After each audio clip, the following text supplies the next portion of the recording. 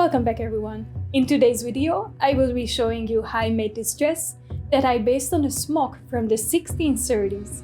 The garment itself is quite simple in its construction, but it was its details that really captured my attention. It has this beautiful redwork embroidery on it, depicting different flowers and the most adorable derpy little animals. My two absolute favorites being the derp cat and this happy little coily dragon. But the anatomically correct butterfly with all of its 6 legs drawn is also a really strong contender. I also love its color, the little axes that reinforce the seams, and the beautiful delicate lace edgings. I just love the whole dress. And looking at the pictures, I knew it right away that I will be making a modern wearable dress from this. It doesn't even need too much alterations. You just need to cinch in the waist a little, maybe with a belt, and maybe make the sleeves a little bit more modern, and that's it. So I got to digitizing the embroidery, tracing the lines of the original one by one.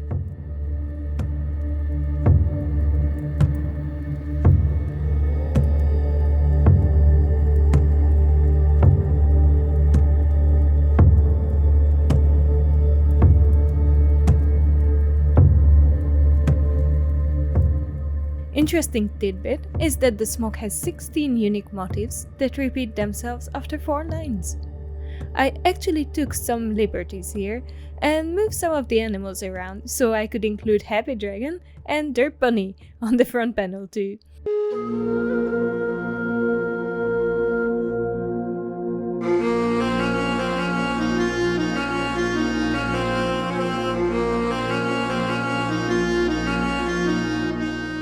Also, on the original smock, you can see that the fabric was embroidered before the garment was assembled, since some of the motifs disappear into the seams. Thus, I decided to first embroider my fabric too, and only then cut out the panels.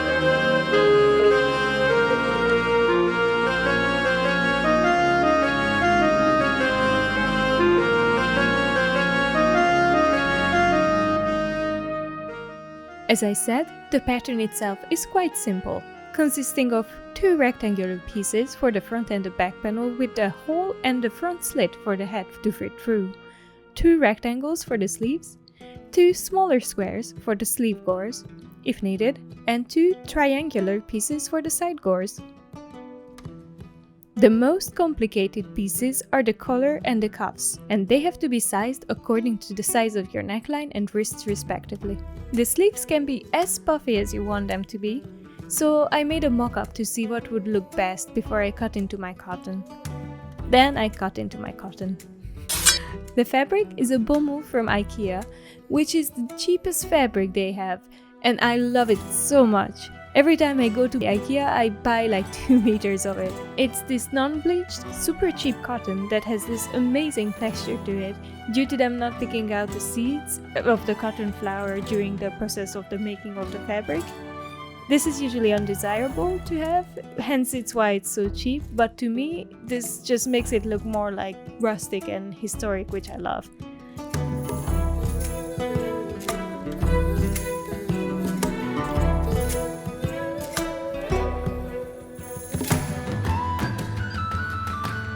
It's also tearable, and because most of the panels needed were simple rectangles, all I needed was to measure and tear them into the desired sizes. I used the shirt as reference for the neckline.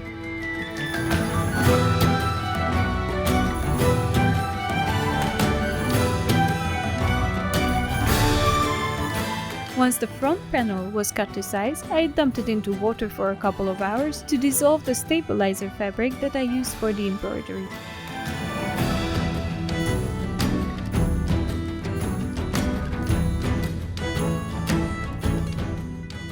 Now that I had the neckline figured out, I measured its circumference and designed the collar. I originally made it 4 centimeters high, but in hindsight, I'd recommend 3 centimeters or even less, unless you have the neck of a swan.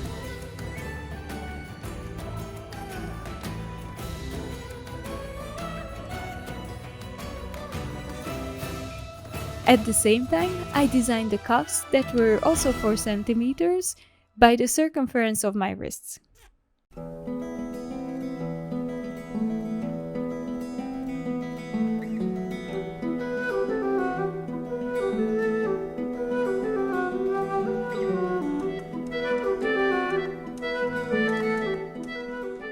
Then I embroidered them all in the same hoop and cut them out, adding a centimeter of seam allowance everywhere.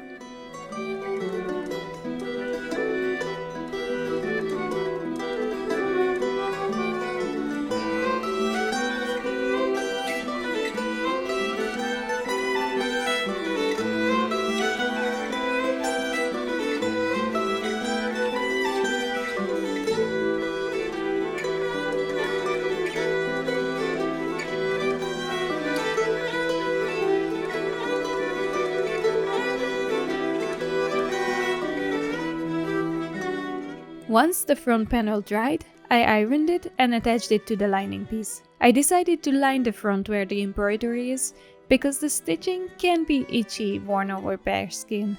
I pinned them right sides facing and drew where I wanted the front slit to be and stitched around the opening.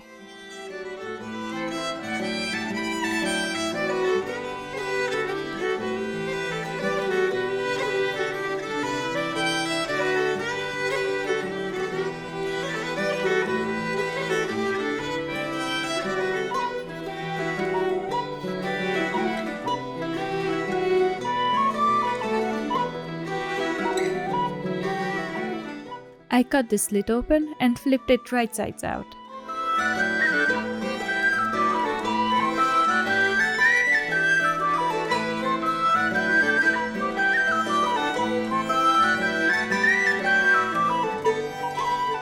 Then I attached the front and the back panels together at the shoulder seam. There are 2 ways to make sleeves. Depending on how wide you want them to be, you may or may not need a gusset for ease of movement. I made mine with one. Then I realized that my sleeves are more than wide enough to be able to move comfortably in without even a gusset, so I removed them. Either method you choose, once you have your sleeves done, you can attach them by matching the shoulder seam to their middle.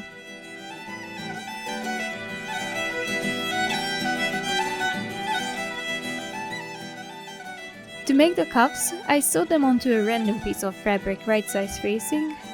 Along the stitch line I embroidered onto them, then trimmed the seam allowance down and turned it inside out.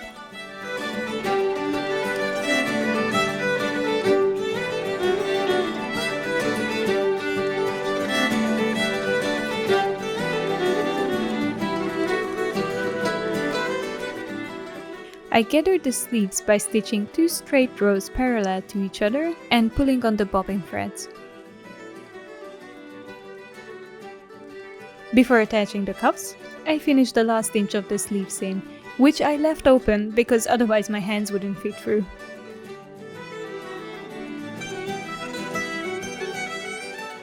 I machine sewed the embroidered side right sides together to the gathered part of the sleeve and then hand sewed the lining inside.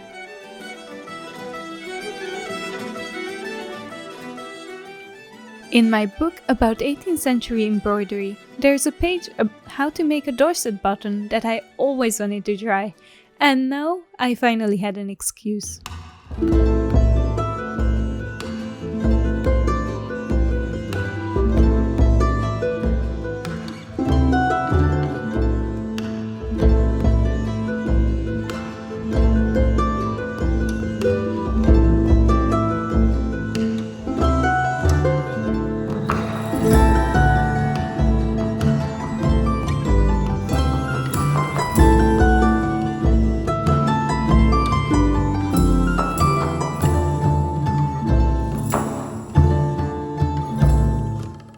the other side, I made a loop from the same embroidery thread to match the little button I had created.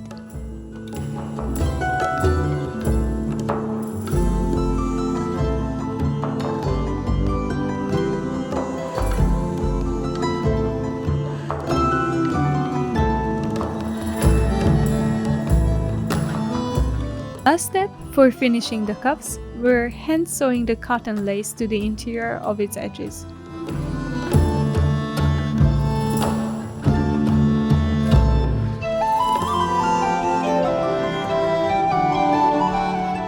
To strengthen the collar a little bit, I used a double-sided self-adhesive stabilizer that I ironed to the lining piece. Then I repeated the same steps I did with the cuffs before.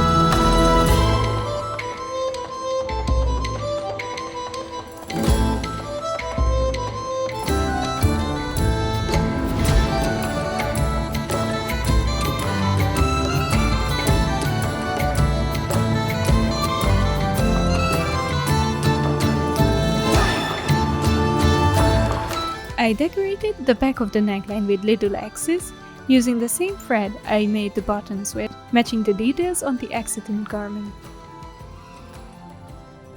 Putting on the dress, I noticed if I'd make the sleeves a little bit more slim around the upper arm, the shape could be a little bit more flattering.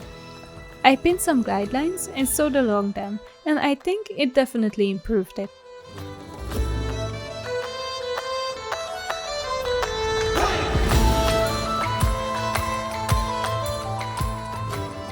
To determine the size of the gore, you need two measurements. The distance from your waist point to the bottom of your garment, this will be the radius, and how wide you want your skirt to be. I left mine fairly slim, only 45 centimeters wide. Then I sewed the gores in and finished up the side seams. I felt the interior edges down by hand, and this is how the original smock was made too, and I reinforced them with the little X's too.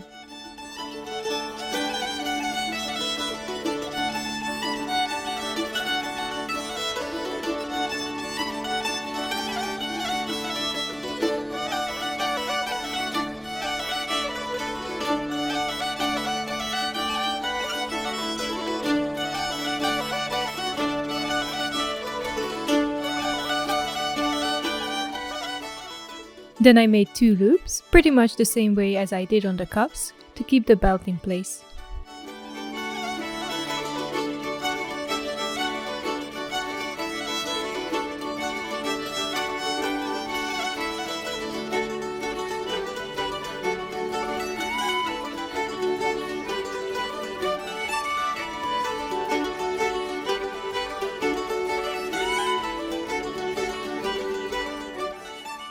As a last step, I hemmed the lining piece by doing a tiny rolled hem by hand, and hemmed the skirt itself with my hemming foot and machine.